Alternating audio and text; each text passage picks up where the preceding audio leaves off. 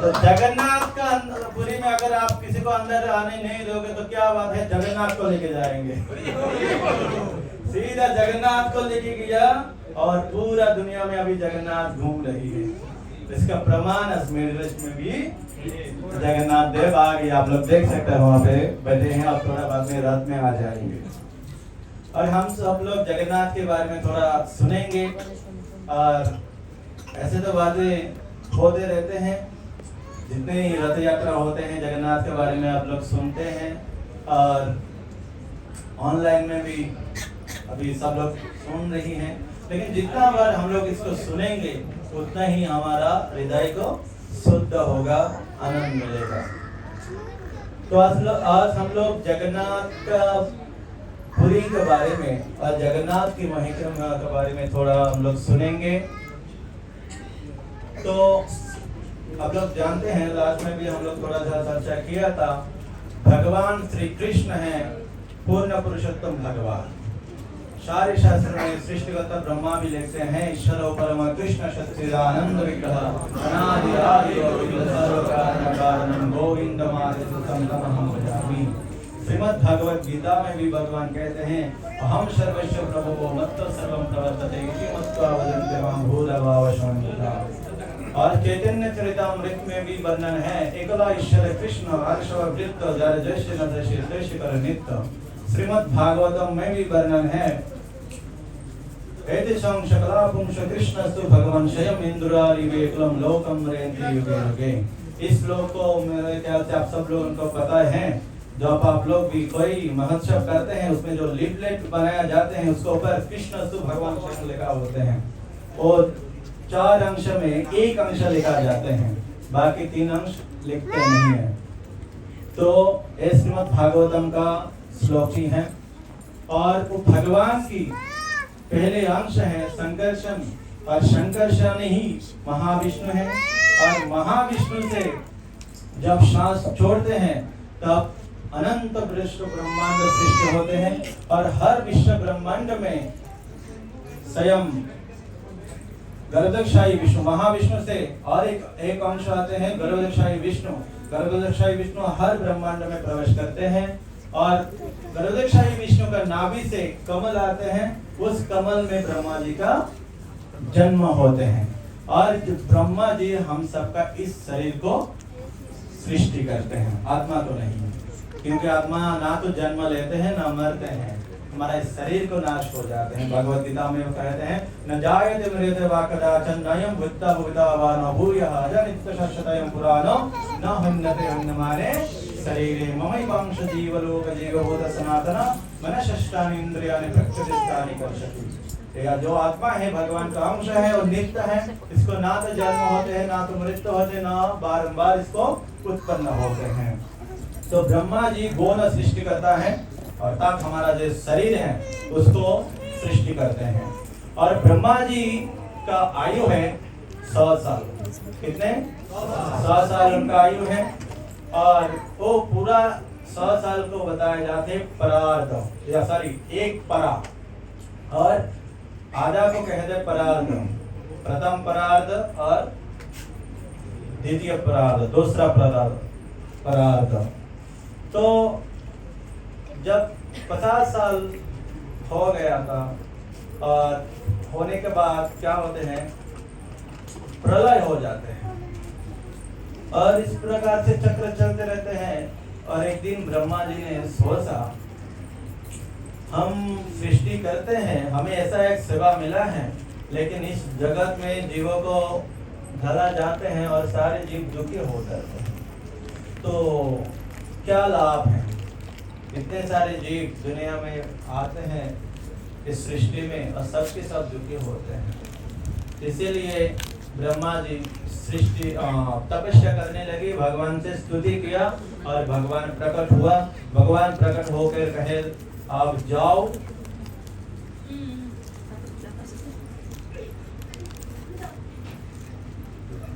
महासमुद्र की उत्तर दिशा में और महानदी की दक्षिण दिशा में जाओ, जाकर वहां पे तपस्या करो। ये जो है जगन्नाथ जगन्नाथपुरी का पहले नाम था उड्र देश और इसके बाद हुआ उत्कल देश। और भगवान का आदेश लेकर जब उन्होंने जगन्नाथपुरी में आया और जगन्नाथपुरी का महिमा देखकर वो भी आश्चर्यचकित हो गए। और शास्त्र में कहा जाता है कि ये जो जगन्नाथपुरी है वो मर्त वैकुंठ है या भूस्वर्ग है। जब पूरा भूलोक आदि पूरा प्रलय हो जाते हैं, लेकिन ये जगन्नाथपुरी जो है वो प्रलय नहीं होते हैं, वो भगवान का निज धाम है। तो ये देखकर ब्रह्मा जी वहां पे तपस्या की और तपस्या करने के बाद भगवान प्रकट हुए। फिर भगवान से निवेदन की, प्रभु आप यहाँ पे विराजिए और सबको दर्शन दीजिए, जिसको द्वारा लोग आपको दर्शन करके भगवत धाम वैकुंठ में चले जा सकते हैं। भगवान बोला ओके ठीक है तथास्तु। लेकिन इस बात को सब लोग जगह पे फैल गया, सब कुछ है, लेकिन एक व्यक्ति दुखी हो गया। कौन है? कौन बता सकता है? यमराज। उनका बिजनेस का थोड़ा प्रॉब्लम आ जाएगा, तो मेरे कंपनी कैसे चलेगा? अगर सब लोग ब्रह्मा वैकुंठ में चले जाएगा तो मेरा क्या होगा? तो उन्होंने भी आगे तपस्या कर रहे, तपस्या करके भगवान को पास भगवान प्रकट हुआ। तो भगवान से निवेदन किया, प्रभु प्लीज आप ऐसा मत कीजिएगा, आप अगर सबको दर्शन देने लगेंगे तो क्या हो जाएगा? मेरा बिजनेस खत्म हो जाएगा, तो मेरा कोई काम नहीं रहेगा। आप कृपा करके चले जाइए, दर्शन मत देना किसी को। होता है ना ऐसा? सुबह सुबह जब हम लोग घर से निकलते हैं, भगवान से प्रार्थना करते हैं गीता कि प्रभु हमें कोई बीमारी ना हो, कुछ भी ना हो, कोई एक्सीडेंट ना हो। लेकिन दूसरा जब तक भगवान से प्रार्थना करते हैं ज़्यादा से ज़्यादा हमारी सहाय तो हमको भी पैसे मिले, है ना, घर वाला भी। तो सबका एक एक, किसी को नुकसान होता, कोई दुखी होते हैं और किसी को आनंद मिलता है ना। ज्यादा मरीज होगा तो फार्मेसी वाला को मजा आएगा, उनको दवाई ज्यादा सेल होगा, पैसा मिलेगा।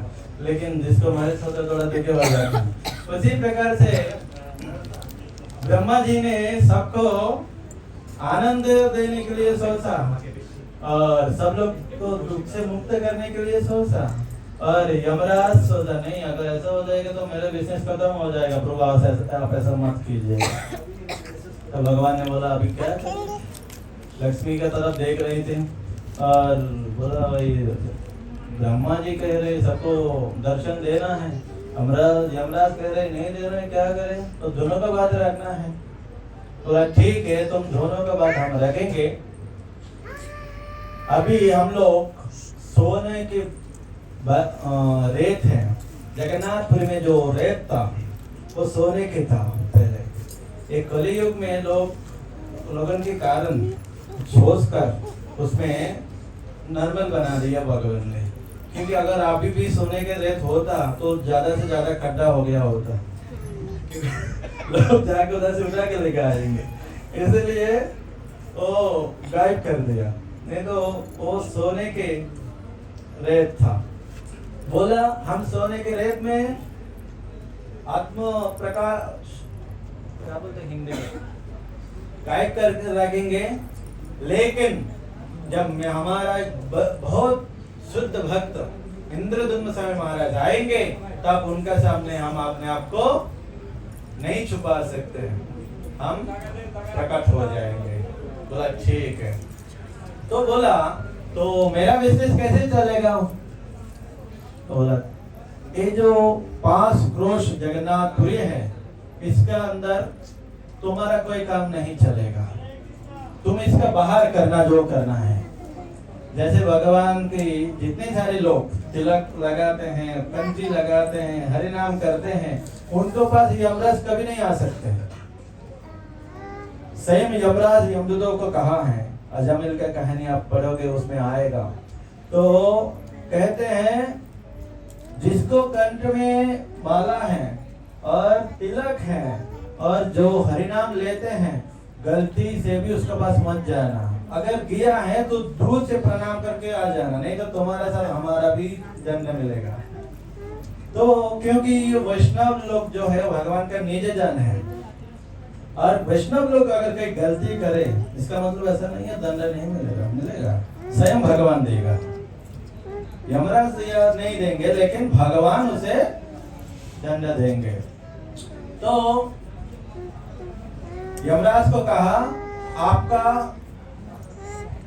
कार्यक्रम यहाँ पे नहीं चलेगा, जगन्नाथपुरी का बाहर रहना है। इसलिए देखा जाते हैं कि जगन्नाथपुरी में बहुत सुंदर वर्णन आते हैं।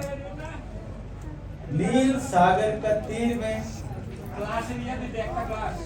और नील पर्वत का ऊपर, और नील कंदर का मतलब गुफा, नील गुफा में भगवान वहां पे आत्म प्रकाश की थी। और नीलाद्रि नीलाचल क्षेत्र, उसका बहुत सारे नाम हैं। नीलाद्रि, नीलाचल क्षेत्र, पुरुषोत्तम क्षेत्र, शंख क्षेत्र, भूसर्ग और उदीयमान क्षेत्र, नरसिंह क्षेत्र, नीलगिरी, नीलाद्रि, और इस प्रकार से बहुत सारे नाम वहाँ पे हैं। और इस प्रकार से वहाँ पे नील माधव सेवा लेते थे। हरे कृष्णा कृष्णा कृष्णा हरे हरे, हरे राम राम राम हरे हरे। तो ब्रह्मा की दूसरा प्रार्थ में चतुर्थ मूर्ति का रूप में भगवान प्रकट है। एक तो जगन्नाथ, बलदेव, सुभद्रा और सुदर्शन। लेकिन और इस पंचक्रोश में भगवान जगन्नाथ चार मूर्ति का रूप में है। जगन्नाथपुरी में स्वयं जगन्नाथ का जो चार हाथ में चार आयुध हैं, क्या क्या है? शंख, चक्र, गदा, पद्म। तो जो शंख है वो पुरी में है, पुरी में शंख है, इसलिए उसको शंख क्षेत्र कहते हैं। और भुवनेश्वर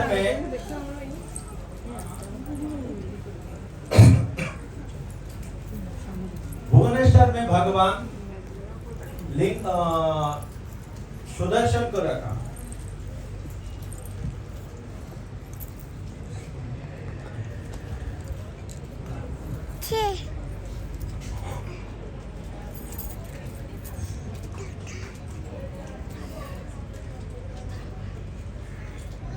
और वहां पे भगवान का लिंगराज शिव जी का निवास है।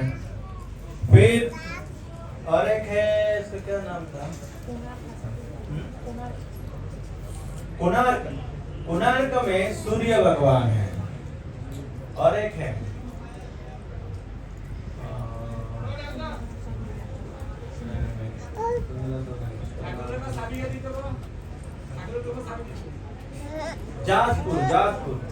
जाजपुर में भगवान, वहां पे विरजा नदी है। तो जाजपुर में विरजा नदी है। जगन्नाथपुरी में स्वयं जगन्नाथ है और वहां पे शंख को स्थापित किए हैं। और सुदर्शन को कोणार्क में रखा है, वहां पे सूर्य भगवान है। और कमल को जाजपुर में रखा है, वो इसलिए उसको कहते हैं वो विरजा नदी है वहां पे। और जहाँ पे लिंगराज है भुवनेश्वर, वहां पे भगवान का आयुध गदा को रखे स्थापित किए हैं। इस प्रकार से भगवान चतुर्थ मूर्ति का रूप में जगन्नाथपुरी में है। और जगन्नाथ देव जो है वो सबसे कृपालु है। आप कहीं भी मंदिर में जाओ, ब्राह्मण के अलावा कोई भी व्यक्ति उधर पूजा नहीं करते हैं। केवल एक ही जगह है जगन्नाथपुरी में, ब्राह्मण भी जगन्नाथ को सेवा करते हैं। और सबसे नीचे के नीचे जो जाते हैं वो भी जगन्नाथ देव का सेवा मिलते हैं। तो जो ब्राह्मण है ब्राह्मण को भगवान बहुत प्राधान्य देते हैं, लेकिन ये ब्राह्मण को कहते हैं तलिसा महापात्र। क्या नाम दिया? तलिसा महापात्र। और भगवान का जो बिल्कुल शवर जाति है, इस शवर जाति का नाम है दैत महापात्र। ये लोग भी जगन्नाथ की सेवा करते हैं। दैत का मतलब जानते हैं कोई?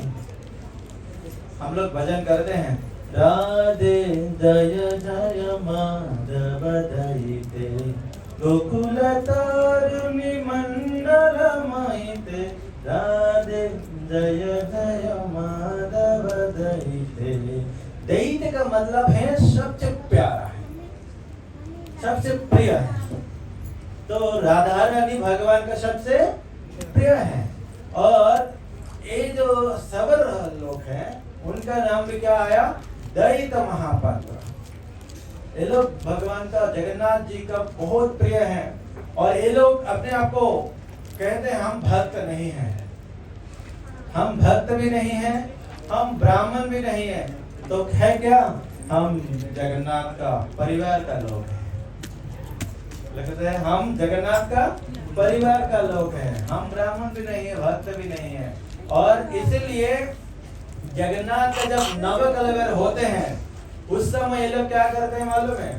जिस प्रकार से हमारा कोई परिवार में पिता माता गुजर जाते हैं, लोग क्या करते हैं? बाल निकाल देते हैं और अशोच मानते हैं और फिर शुद्ध होते हैं। बिल्कुल इसी तरह लोग करते हैं। जब जगन्नाथ को नया कलेवर का समय आते हैं उस समय इसी प्रकार से करते हैं लोग, अपना परिवार मानकर जगन्नाथ देव। तो एक जगन्नाथ देव, हम सब लोग इतना बिजी हैं, जगन्नाथ के पास जाने के समय नहीं है ना? सब लोग बहुत बिजी हैं आजकल, कलयुग का लोग बहुत बिजी हैं, भगवान के पास जाने के समय नहीं है। और इतने बड़े बड़े इमारत बन रही हैं, बिल्डिंग बन रही हैं, लोग वहां से उतरने के लिए भी मुश्किल है। इसलिए जगन्नाथ जी ने सोचा, हाँ भक्त तो मेरे पास नहीं आ रहा है तो क्या बात है, मैं खुद निकाल जाती हूँ भगवान भक्तों को दर्शन देने के लिए।